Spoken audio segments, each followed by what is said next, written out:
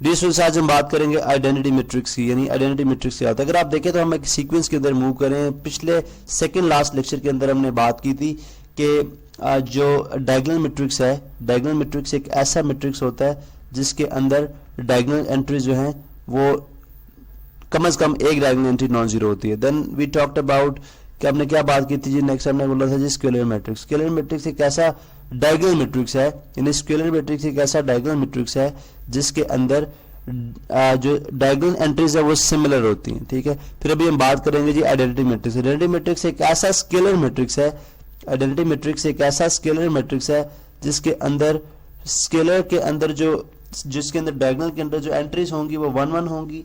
ठीक है, अगर आप इसको यहाँ पे ड्रॉ करना चाहें तो देखिए हम यहाँ पे लिख सकते हैं इसको a इज इक्वल टू 1 1 1, बाकी तमाम की तमाम 0, बाकी तमाम की तमाम एंट्रीज 0। यानी हम ये बात कर सकते हैं कि जो आइडेंटिटी मैट्रिक्स है वो डायगोनल भी होता है, वो स्केलर भी होता है। ठीक है, आइडेंटिटी मैट्रिक्स है उसके लिए कंडीशन क्या है कि वो डायगोनल मैट्रिक्स भी होगा।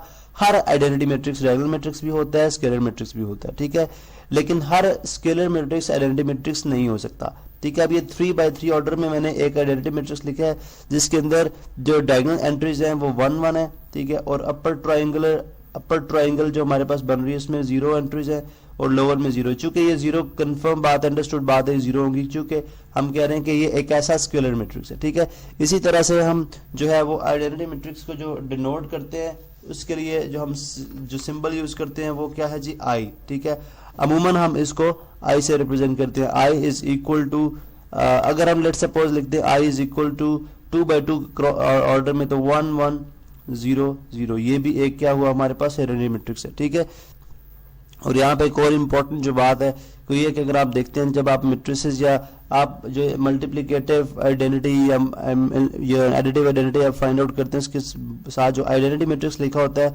स्पेसिफिकली मल्टीप्लिकेटिव इनवर्स फाइंड करते हुए आइडेंटिटी मैट्रिक्स में हम I3 और I4 या इस तरह लिख देते हैं। ठीक है, अब I3 का मतलब क्या होगा, एक ऐसा आइडेंटिटी मैट्रिक्स जो कि 3x3 ऑर्डर का होगा। इसी तरह I4 एक ऐसा आइडेंटिटी मैट्रिक्स जो 4x4 ऑर्डर का होगा।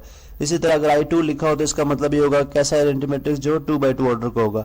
अब इसके अंदर 2x2 या 3x2 लिखने की जरूरत नहीं है, जस्ट हम 3 पुट करते हैं क्योंकि ये कंडीशन आइडेंटिटी मैट्रिक्स के लिए और आइडेंटिटी मैट्रिक्स तमाम के तमाम जो है स्क्वायर मैट्रिक्स होते हैं। ठीक है, यानी डायगोनल भी स्क्वायर है, अगर डायगोनल स्क्वायर है तो फिर स्केलर भी स्क्वायर हुआ, और अगर स्केलर स्क्वायर मैट्रिक्स है तो फिर आइडेंटिटी मैट्रिक्स भी है वो स्केलर आइडेंटिटी मैट्रिक्स भी जो स्क्वायर मैट्रिक्स होगा।